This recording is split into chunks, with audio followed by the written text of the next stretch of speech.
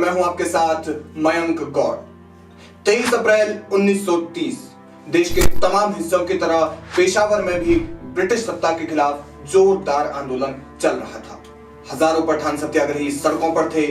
इस सत्याग्रह की हुंकार देश के बाकी इलाकों तक भी पहुंच चुकी थी। लगातार बढ़ रहे आंदोलनों से घबराई ब्रिटिश हुकूमत किसी भी कीमत पर इस आंदोलन को कुचलना चाहती थी। इस आंदोलन को कुचलने के लिए ब्रिटिश सरकार ने रॉयल गढ़वाल राइफल्स की सैन्य टुकड़ी को चुना, जिसकी कमान हवलदार चंद्र सिंह गढ़वाली को सौंपी गई। इसी दिन आजादी के नायक अब्दुल गफ्फार खान के नेतृत्व में हजारों पठान सत्याग्रही पेशावर के किस्सा खानी बाजार में जुलूस निकाल रहे थे। जुलूस को रोकने के लिए ब्रिटिश हुकूमत ने फौज की एक टुकड़ी को काबुली फाटक पर तैनात कर दिया और लाउडस्पीकर पर लोगों को घर जाने का फरमान सुनाया। मगर दिलों में देश प्रेम के भाव से लबालब लोगों ने घर लौटने से इनकार कर दिया। इस नाफरमानी से बौखलाए अंग्रेज कमांडर ने तत्काल रॉयल गढ़वाल राइफल के जवानों को जुलूस पर गोलियां चलाने का हुक्म दे दिया।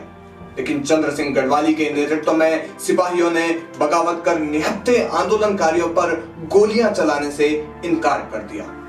सन 1857 के प्रथम स्वतंत्रता संग्राम की सैन्य बगावत के बाद ब्रिटिश हुकूमत के खिलाफ सैन्य विद्रोह की यह सबसे बड़ी घटना थी। इस गुस्ताखी से ब्रिटिश सत्ता बुरी तरह बौखला गई थी। लिहाजा इस सैन्य विद्रोह को भी ब्रिटिश सत्ता वैसे ही कुचलना चाहती थी जैसा उसने 1857 के विद्रोही सैनिक मंगल पांडे के साथ किया था। अपने आदेश की तौहीन से अंग्रेज कमांडर आग बबूला हो गया। गुस्साए कमांडर ने गोरे सैनिकों को फायर ओपन करने का आदेश दिया। आदेश का पालन हुआ और आंदोलनकारियों पर जोरदार गोलीबारी शुरू हुई। गोलीबारी की तड़तड़ाहट से पूरा क्षेत्र गूंज उठा। इस बर्बर नरसंहार में हजारों सत्याग्रहियों ने अपनी जान गंवाई। जिस प्रकार देश में लगातार जनाक्रोश और सैन्य विद्रोह लगातार बढ़ रहा था, उससे चंद्र सिंह खासे परेशान थे। वे जानते थे कि ब्रिटिश हुकूमत के हुक्म की अवमानना करने के लिए ब्रिटिश सरकार कभी न कभी इस विद्रोह में शामिल सैनिकों को दंडित जरूर करेगी, और हुआ भी वही।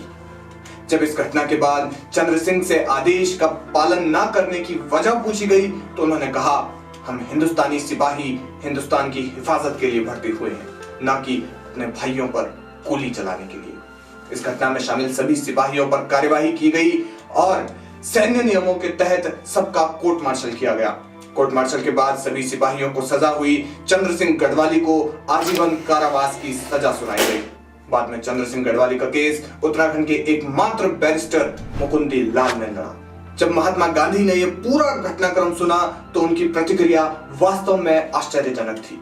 महात्मा गांधी ने कहा, जो सिपाही गोली चलाने से इनकार करता है वो अपनी प्रतिज्ञा भंग करता है। अगर मैं आज उन्हें हुक्मदुली करना सिखाऊंगा तो मुझे डर लगा रहेगा कि शायद कल को मेरे राज में भी ये ऐसा ही करें। पंडित जवाहरलाल नेहरू ने उनके इस कृत्य को भावना से उपजा कांड कहा था।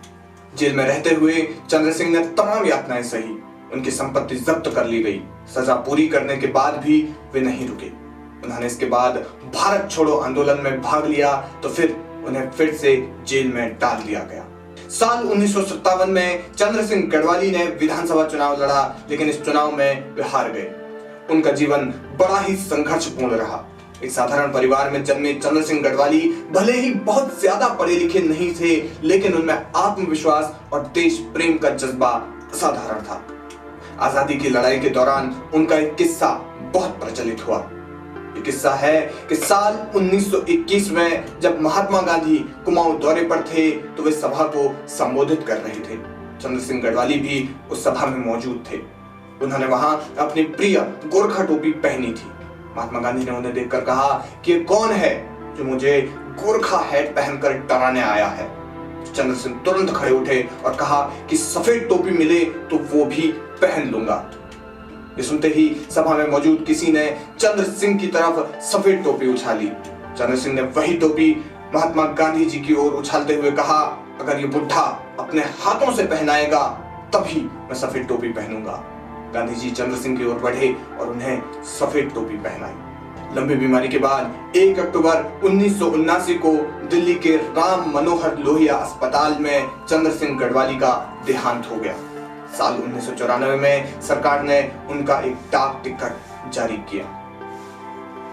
आप बने रहिए हमारे साथ, देखते रहिए